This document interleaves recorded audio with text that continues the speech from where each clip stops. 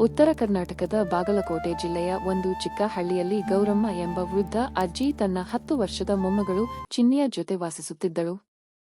ಗೌರಮ್ಮನ ಮಗ ಮತ್ತು ಸೊಸೆ ಕೆಲ ವರ್ಷಗಳ ಹಿಂದೆ ಅಪಘಾತದಲ್ಲಿ ಮೃತಪಟ್ಟಿದ್ದರು. ಆ ದಿನದಿಂದ ಚಿನ್ನಿಯೇ ಅವಳ ಜೀವ, ಅವಳ ಪ್ರಪಂಚ. ಗೌರಮ್ಮನ ಮನೆ ಮಣ್ಣಿನ ಗೋಡೆಗಳಿಂದ ಕಟ್ಟಿದ ಸಣ್ಣ ಗುಡಿಸಲು. ಮಳೆ ಬಂದರೆ ಮೇಲ್ಛಾವಣಿಯಿಂದ ನೀರು ಚಿಮುಕುತ್ತಿತ್ತು. ಹೊಟ್ಟೆಪಾಡಿಗಾಗಿ ಅಜ್ಜಿ ಹಳ್ಳಿಯ ಮನೆಗಳಲ್ಲಿ ಕೆಲಸ ಮಾಡುತ್ತಿದ್ದಳು. ಕೆಲವೊಮ್ಮೆ ಹೊಲಗಳಲ್ಲಿ ಕೂಲಿ ಕೆಲಸಕ್ಕೂ ಹೋಗುತ್ತಿದ್ದಳು. ಚಿನ್ನಿ ಸರ್ಕಾರಿ ಶಾಲೆಯಲ್ಲಿ ಓದುತ್ತಿದ್ದಳು. ಅವಳಿಗೆ ಓದಿನಲ್ಲಿ ತುಂಬ ಆಸಕ್ತಿ. ಆದರೆ ಪುಸ್ತಕಗಳನ್ನು ಕೊಳ್ಳಲು ಹಣ ಇರಲಿಲ್ಲ. ಕೆಲ ದಿನಗಳು ಹೊಟ್ಟೆ ತುಂಬ ಊಟವೂ ಸಿಗುತ್ತಿರಲಿಲ್ಲ. ಒಂದು ದಿನ ಶಾಲೆಯಿಂದ ಬಂದ ಚಿನ್ನಿ, ಅಜ್ಜಿ, ನಮ್ಮ ಟೀಚರ್ ನಾಳೆ ಶಾಲಾ ಫೀಸ್ ತರಂತೆ ಹೇಳಿದ್ರು ಎಂದು ನಿಧಾನವಾಗಿ ಹೇಳಿದಳು. ಗೌರಮ್ಮನ ಕಣ್ಣು ತುಂಬಿತು.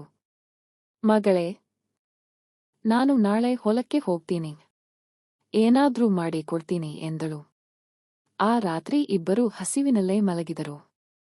ಮುಂದಿನ ದಿನ ಬೆಳಗ್ಗೆ ಗೌರಮ್ಮ ಹಳ್ಳಿಯ ಹೊರಗಿನ ಒಣಗಿದ ಹೊಲಕ್ಕೆ ಕೆಲಸಕ್ಕೆ ಹೋದಳು.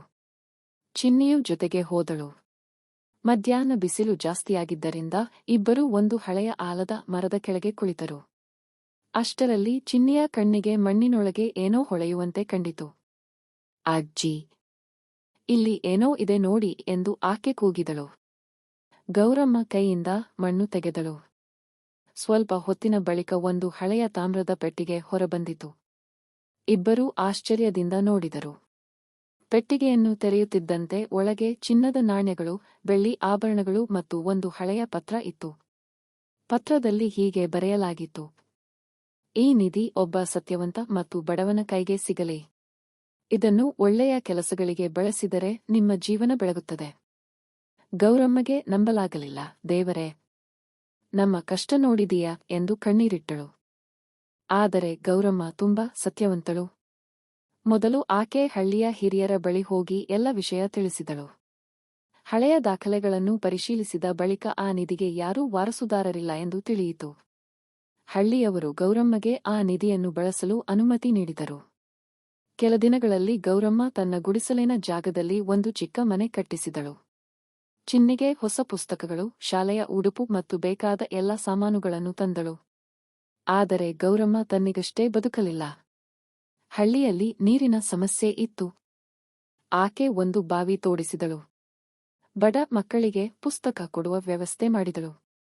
ಶಾಲೆಗೆ ಹೊಸ ಬೆಂಚುಗಳನ್ನು ಕೊಟ್ಟಳು. ಒಮ್ಮೆ ಶಾಲೆಯ ಮುಖ್ಯ ಶಿಕ್ಷಕರು ಚಿನ್ನಿಗೆ ಹೇಳಿದರು, ನಿನ್ನ ಅಜ್ಜಿ ತುಂಬ ದೊಡ್ಡ ಮನಸ್ಸಿನವಳು. ಹಣ ಇದ್ದರೆ ಎಲ್ಲರೂ ಶ್ರೀಮಂತರಾಗಬಹುದು. ಆದರೆ ಒಳ್ಳೆಯ ಹೃದಯ ಇರೋರು ಮಾತ್ರ ನಿಜವಾದ ದೊಡ್ಡವರು. ಚಿನ್ನಿ ಹೆಮ್ಮೆಯಿಂದ ಅಜ್ಜಿಯನ್ನು ನೋಡಿದಳು. ವರ್ಷಗಳು ಕಳೆದವು. ಚಿನ್ನಿ ಚೆನ್ನಾಗಿ ಓದಿ ವೈದ್ಯೆಯಾಗಿದ್ದಳು. ತನ್ನ ಹಳ್ಳಿಯಲ್ಲೇ ಒಂದು ಚಿಕ್ಕ ಆಸ್ಪತ್ರೆ ಆರಂಭಿಸಿದಳು. ಬಡವರಿಗೆ ಉಚಿತ ಚಿಕಿತ್ಸೆ ನೀಡಲು ಶುರುಮಾಡಿದಳು.